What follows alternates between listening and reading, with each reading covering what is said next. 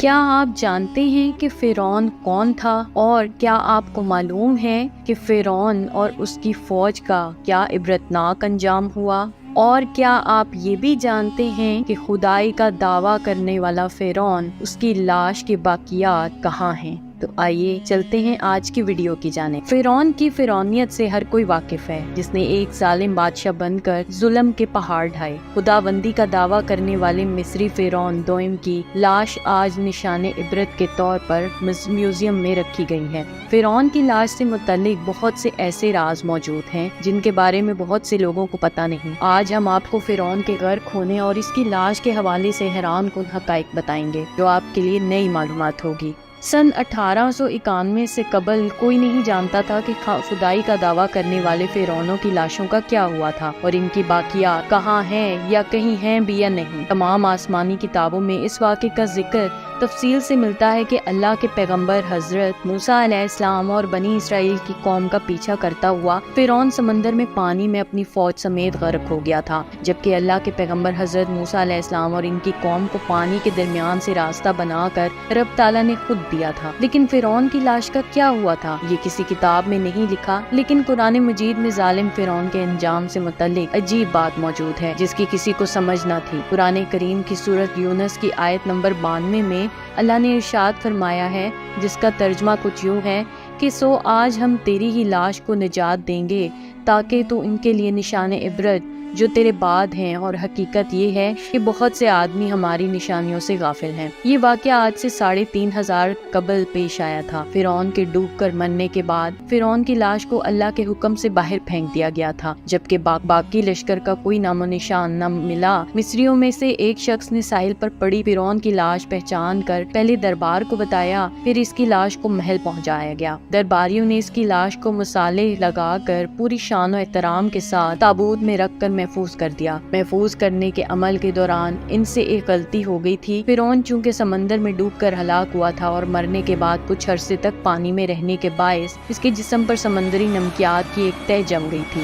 مصریوں نے اس کی لاش پر نمکیات کی وہ تہ اسی طرح رہنے دی اور اسے اسی طرح محفوظ کر دیا۔ اللہ کی کتاب قرآن کریم میں فرعونوں کے قصے بڑی تفصیل کے ساتھ بیان کیے گئے ہیں، اور اسی سلسلے میں اس فرعون کا جسم محفوظ کرنے سے متعلق آیت بھی نازل ہوئی تھی۔ سال 1871 میں مصر کے شہر الغرونیہ سے متعلق رکھنے والے غریب اور معمولی چور احمد عبدالرسول کو فرعونوں کی محفوظ شدہ لاشوں کی طرف جانے والے خفیہ راستے تک رسائی مل گئی۔ احمد عبدالرسول نوادرات چوری کر کے بیچا کرتا تھا۔ ایک دن وہ دریائے نیل کے کنارے قریب طبیسہ کے مقام پر اسی سلسلے میں پھر رہا تھا جب اسے خفیہ راستے کا علم ہوا۔ جب وہ وہاں نوادرات کی چوری کے لیے سرنگ کھود رہا تھا، تب اسے کچھ لوگوں نے پکڑ لیا اور پولیس کے حوالے کر دیا۔ اس جگہ کی مسلسل کھدائی عمل میں لائی گئی اور سال 1891 کو دوسری میموں کے ساتھ فرعون کی لاش بھی ملی۔ اس کے کفن پر سینے کے مقام پر اس کا نام درج تھا۔ اس کی لاش پر تحقیق کی گئی تو اس بات کی تصدیق ہو گئی کہ وہ فرعون کی لاش ہے۔ سال 1986 میں فرعون کی ممی خراب ہونے لگی تو اس وقت کی مصری حکومت فرانس کی حکومت سے درخواست کی کہ فرعون کی ممی کو خراب ہونے سے بچایا جائے، جدید سائنسی ذرائع سے اس کی موت کی وجہ بھی معلوم کی جائے۔ بعد ازاں فرعون کی ممی کو فرانس لے جایا گیا اور اس کے لیے باقاعدہ فرعون کا پاسپورٹ بھی بنایا گیا تھا، کیونکہ اس وقت کے فرانس کے قانون کے مطابق لاشوں کا بھی پاسپورٹ بنایا جاتا تھا۔ فرانسیسی حکومت نے بہت شان و شوکت اور کسی عظیم زندہ بادشاہ کی طرح فرعون کی ممی کا ایئرپورٹ پر استقبال کیا۔ اس کے بعد فرعون کی ممی کو ماہر ڈاکٹر کی ٹیم کے حوالے کیا گیا، جس کی سربراہی ڈاکٹر موریس بوکائل نے کی۔ مائکروسکوپ ٹیسٹنگ کے ذریعے تمام اعضاء کا باریک بینی سے جائزہ لیا گیا تو معلوم ہوا کہ اس کی لاش اور جسم میں سمندری ذرات ابھی تک موجود ہیں۔ اس کا گوشت ہر روز تازہ ہوتا ہے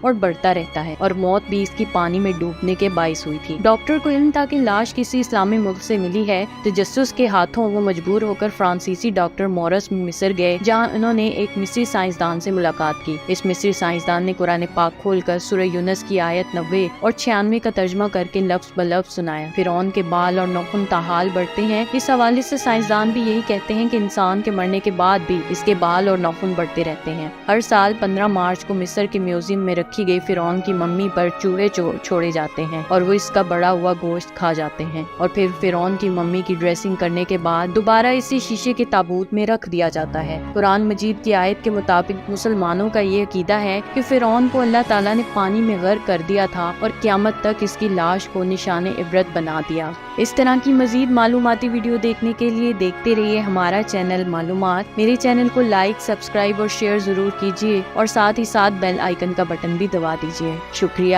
اللہ حافظ۔